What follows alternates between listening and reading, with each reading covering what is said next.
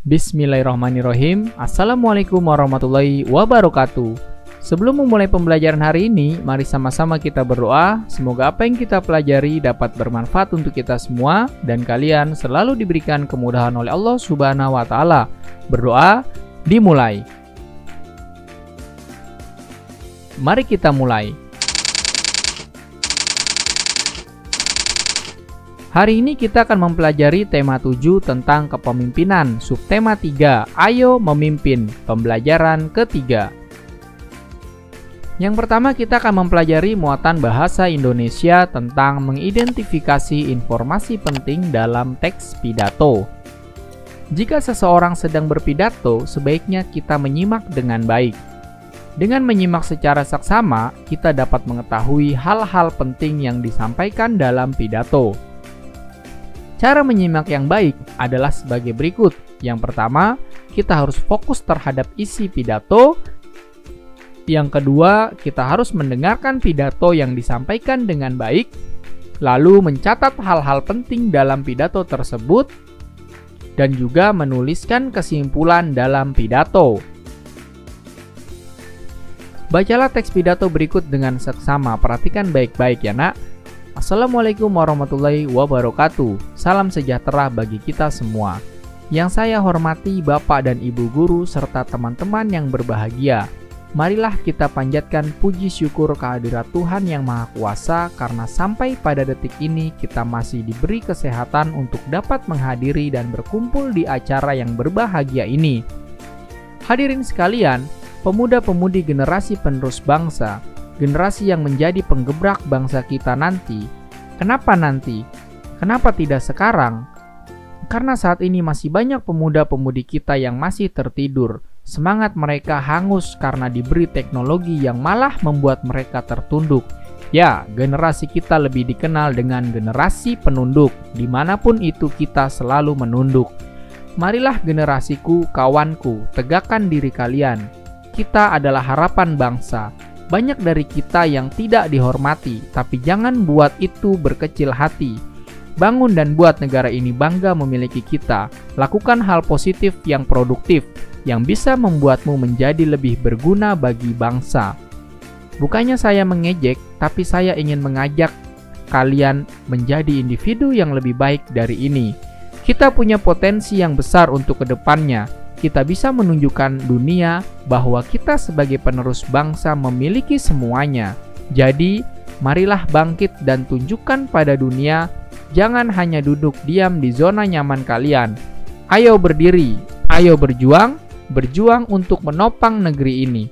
Baiklah, terima kasih untuk perhatiannya. Mohon maaf jika ada kesalahan dari saya. Wassalamualaikum warahmatullahi wabarakatuh. Dalam pidato ini, ada banyak informasi yang bisa kita sampaikan atau bisa kita catat ya nak. Yang pertama adalah bagaimana kita sebagai generasi penerus ke depannya akan melanjutkan perjuangan para pahlawan yang dahulu telah gugur. Artinya apa?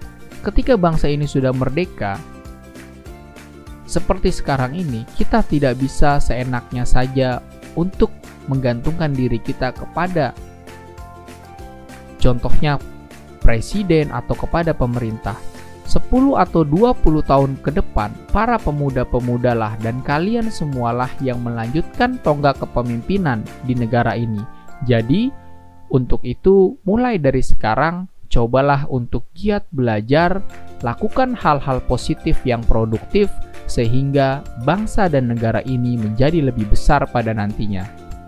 Pahami ya nak? Selanjutnya yaitu muatan PPKN tentang penerapan nilai-nilai gotong royong dalam kehidupan sehari-hari. Gotong royong berarti masyarakat bekerja sama saling membantu untuk mencapai suatu tujuan tertentu demi kepentingan bersama. Masyarakat Indonesia terbiasa bergotong royong dalam menyelesaikan masalah. Masyarakat bergotong royong secara sukarela dan tanpa mengharapkan imbalan. Oleh karena itu, dalam gotong royong diperlukan semangat kekeluargaan karena didasari oleh kepedulian terhadap sesama. Gotong royong yang dilandasi oleh rasa kekeluargaan ini sesuai dengan butir-butir Pancasila, sila kelima, yaitu keadilan bagi seluruh rakyat Indonesia. Berikut ini merupakan contoh penerapan gotong royong dalam kehidupan sehari-hari. Yang pertama, bekerja bakti dalam membersihkan lingkungan sekitar. Yang kedua, bersama-sama membangun pos ronda. Yang ketiga, bersama-sama menyiapkan acara peringatan Hari Kemerdekaan Indonesia. Yang keempat, bersama-sama membangun jembatan. Yang kelima, bersama-sama membersihkan lingkungan setelah tertimpa bencana. Dalam bergotong royong, masyarakat Indonesia tidak memandang perbedaan baik suku, bangsa, budaya, maupun agama. Semua bersatu demi tercapainya kesejahteraan bangsa dengan semangat kekeluargaan. Selanjutnya yaitu muatan IPS tentang kerjasama negara ASEAN dalam bidang pendidikan. Banyak program yang dilakukan oleh negara-negara ASEAN sebagai bentuk kerjasama dalam bidang pendidikan. Salah satunya adalah pertukaran guru dan pelajar. Negara-negara ASEAN juga melakukan beberapa kerjasama yang memiliki peran dan fungsi sebagai berikut. Yang pertama, deklarasi kerjasama pendidikan yang bertujuan untuk mencapai masyarakat ASEAN yang peduli terhadap pendidikan. Yang kedua, pelaksanaan program pertukaran pelajar se-ASEAN untuk meningkatkan daya saing siswa dalam bidang pendidikan. Yang ketiga, kerjasama di bidang ilmu pengetahuan dan teknologi melalui kegiatan penelitian bersama.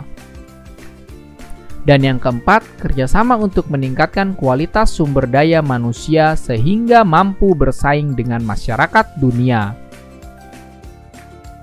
Beberapa peran Indonesia dalam kerjasama ASEAN di bidang pendidikan yaitu sebagai berikut. Yang pertama, mendukung program pertukaran pelajar dengan memberikan beasiswa kepada para pelajar yang berprestasi.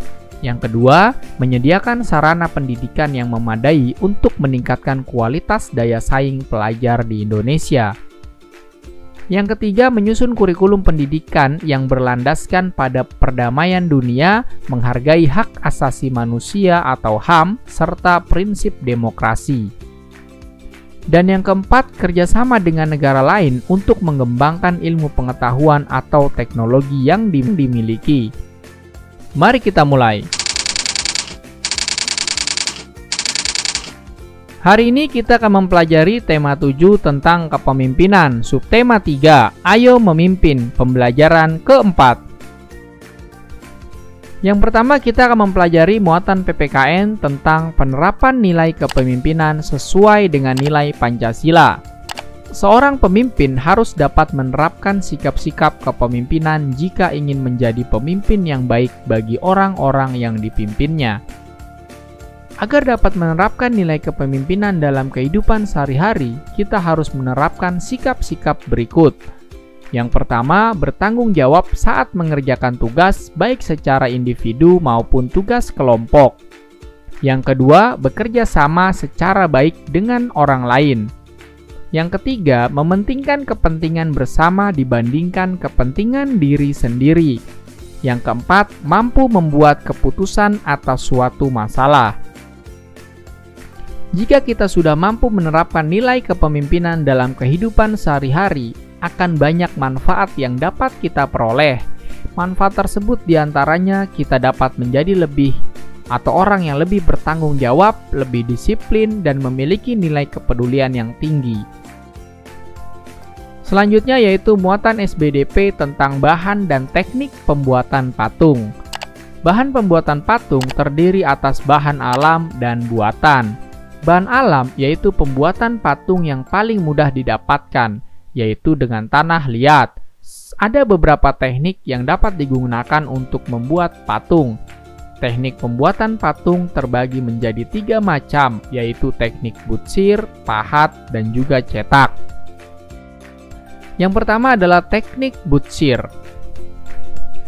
Teknik butsir merupakan teknik dengan cara memijat bahan, mengurangi bahan, dan menambah bahan sampai membentuk suatu bentuk yang kita inginkan.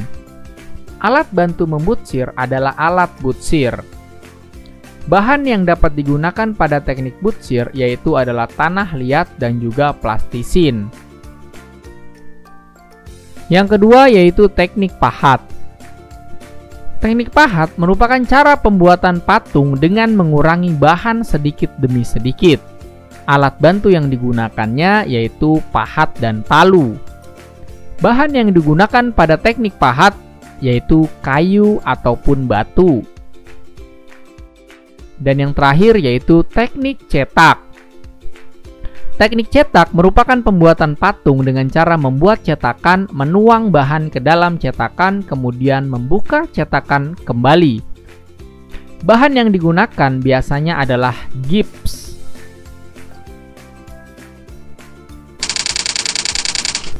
Terima kasih telah menyaksikan tayangan ini. Kurang lebihnya mohon maaf. Apabila tayangan ini kalian rasa bermanfaat, silakan bagikan kepada orang lain. Karena berbagi ilmu adalah pahala. Tetap jaga kesehatan. Wassalamualaikum warahmatullahi wabarakatuh.